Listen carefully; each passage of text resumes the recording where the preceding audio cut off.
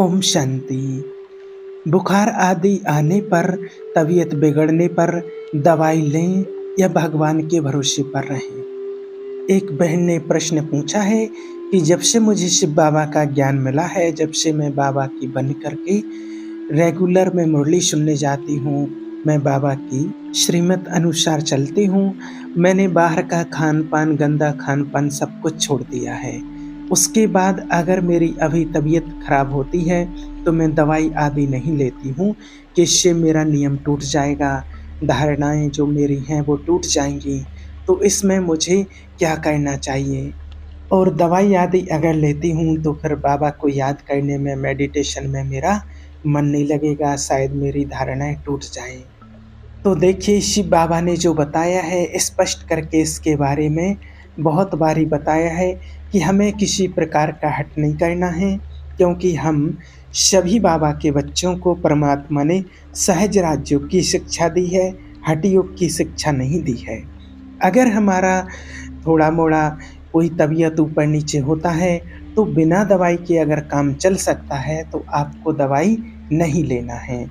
बाबा ने मेडिटेशन की वो विधि बताई हमें, पानी को चार्ज करके और हम उसको औषधि बना करके उसको पी सकते हैं और उसमें अगर हमारे कोई छोटे-मोटे रोग-धोग हैं, तो वो ठीक हो जाते हैं और बड़े से बड़े रोग भी लोगों के ठीक हो गए हैं। तो आपको अगर मेडिटेशन से काम हो जाता है और बाबा ने जो बताया है उसके अनुसार करते हैं और अगर आपकी बीमारी में आराम मिलता है, ठीक हो जाते हैं।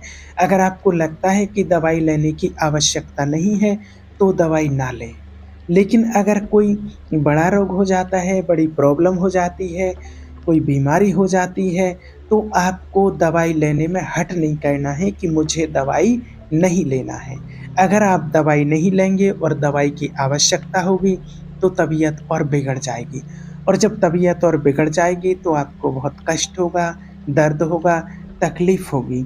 तो उस टाइम पर जब आपके शरीर में दर्द रहता है, तकलीफ़ रहती है, तब ना तो आप शिव बाबा को याद कर सकते हैं, ना कोई कार्य कर सकते हैं, ना लौकिक कोई कार्य कर सकते हैं और ना ही कोई अलौकिक कार्य कर सकते हैं। इसलिए क्योंकि अगर ज़रा भी थोड़ा दर्द होता है, पीड़ा होती है, तकलीफ़ होती है, तो किसी ना खाने, ना पीने, ना किसी भी कार्य में आपका बिल्कुल भी मन नहीं लगता है।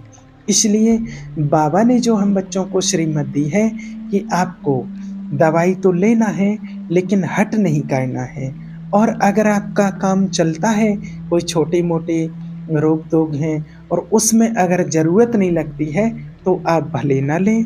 उसके लिए बहुत सारे लोगों ने प्रैक्टिकल करके देखा है मेडिटेशन से पानी को, भोजन को चार्ज करके, औषधि बना करके पानी को पिया है, भोजन किया है, तो उससे बहुत सारे रोग ऐसे भी ठीक हो गए हैं, जो दवाइयों से डॉक्टरों ने भी ठीक नहीं कर पाए हैं, वो भी मेडिटेशन से ठीक हो गए हैं। लेकिन अगर डॉक्टर बताते हैं और आपको आवश्यकता है दवाई की, तो उसमें आपको हठ नहीं करना है। क्योंकि हठ करने से आपके अंदर और पीड़ा बढ़ेगी और जब पीड़ा बढ़ेगी तो आपका किसी भी कार्य में फिर मन नहीं लगेगा।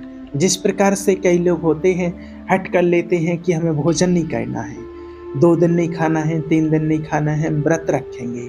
तो कई लोग तो ऐसे होते हैं कि व्रत रखते हैं और व्रत रखने में ही 4 बार कहीं कुछ खा लिया, कहीं कुछ खा लिया, कहीं कुछ खा लिया, तो फिर व्रत रखने का कोई मतलब ही नहीं हुआ। दूसरी चीज़, आपने व्रत रखा है बहुत अच्छा है। सबसे पहली बात तो शिव बाबा ने जो व्रत बताया है कि व्रत अगर भोजन का रखते हैं, अच्छी बात है, लेकिन अन्न के साथ-साथ आप बुरे विचारों का भी व्रत रखें, क्योंकि वो सबसे बड़ा व्रत होता है। क्योंकि हम अन्न का त्याग तो कर देते हैं, बुरी चीज़ों का त्याग नहीं करते हैं। हमने भोजन का त्याग तो कर दिया, लेकिन जो और भी कई नशीली चीज़ें खाते-पीते हैं, वैष्णव का सेवन करते हैं, उन चीज़ों का त्याग नहीं करते, उनका व्रत नहीं रखते, बुरे विचारों का व्रत नहीं रखते हैं, मन में गंदे उल्टे-सीधे विचार आते रहते हैं, उनका व्रत नहीं रखते हैं, बस सिर्फ़ अन्न का त्याग कर दिया, अन्न का व्रत रख लिया, तो सिर्फ़ अन्न के व्रत रखने से कुछ सफलता नहीं मिलती है। दूसरी बात, अगर आपने व्रत रखा है, अच्छा है आपने व्रत रखा, पूरा दिन भोजन नहीं खाएँगे, अब भूख लग रही है। अब आपको जब भूख लग रही तो आप इंतज़ार कर रहे हैं कब शाम हो, फिर भोग लगे, पूजा हो और फिर भोजन करें। और अगर आपका मन बार-बार भोजन की तरफ जा रहा है, भोजन की तरफ आकर्षण हो रहा है, आपको भूख सता रही है, तो आपको व्रत रखना कोई सार्थक नहीं हुआ, क्योंकि आपका मन वहाँ जा रहा है। व्रत वो रखो जो मन आकर्षित ना करे। इसलिए अगर ऐसा होता है तो आप पहले भोजन कर लीजिए, भोजन करके फिर अच्छे से भगवान का ध्यान कीजिए, परमात्मा को याद कीजिए, मेडिटेशन कीजिए। अगर आपने हट करके व्रत रखा है और फिर आप भगवान को याद करने बैठते हैं, कुछ और कार्य करते हैं, लेकिन आपका मन बार-बार जाता है भोजन की तरफ, कब शाम हो, टाइम देखता है, तो ऐसा व्रत रखने से कोई सार्थकता नहीं, कोई प्राप्ति नहीं होती है। भगवान ऐसा हठ करने के लिए कभी भी नहीं बोलते हैं। इसलिए शिव बाबा ने हमें बताया है कि हमें किसी भी प्रकार का कोई भी हठ नहीं करना है, क्योंकि हमारा मार्ग है सहज राजयोग। हमारा हठ योग नहीं है, शिव बाबा ने ही दिया है सहज राजयोग। इसलिए शिव बाबा ने हम बच्चों को यही शिक्षाएं दी हैं, किसी प्रकार का कोई हठ योग हमें नहीं करना। परमात्मा यही कहते हैं, भगवान के भरोसे पर तो रहिए, भगवान में तो भरोसा रखना है, वो तो अच्छा है, वो ही हमें ठीक करेगा। लेकिन दवाई भी अगर आवश्यकता लगती है, डॉक्टर कहते हैं, तो हमें औषधि के रूप में उसके लिए शिव बाबा ने कहा है कि हम दृष्टि दे करके, बाबा की दृष्टि दे करके पावरफुल, और उसको शुद्ध करके और औषधि के रूप में हमें उसको लेना है। और अगर हम दवाई लेते हैं, जल्दी स्वस्थ हो जाते हैं, तो हम प्रोत्साहित कर लेंगे, आगे बढ़ लेंगे। अगर हम हट कर ही रहते हैं और दवाई आदि अगर नहीं लेते हैं, तो तबीयत और बिगड़ती जाएगी। और जब बुखार आदि प्रॉब्लम कुछ भी हो सकती है, कोई बड़े से बड़े रोग हो जाते हैं, तो उसमें फिर हमें पीड़ा होती रहेगी। उस टाइम ना तो हम भगवान को याद कर सकते हैं, ना किसी चीज़ में हमारा मन लगेगा। इसलिए परमात्मा ने हमें यही बताया है, किसी प्रकार का हमें हठ नहीं करना है, बस उस ईश्वर के भरोसे में तो रहना है, उस पर विश्वास रखना है। लेकिन आवश्यकता है तो दवाई आदि भी लेना है, हमें हठ किसी प्रकार का नहीं रखना है।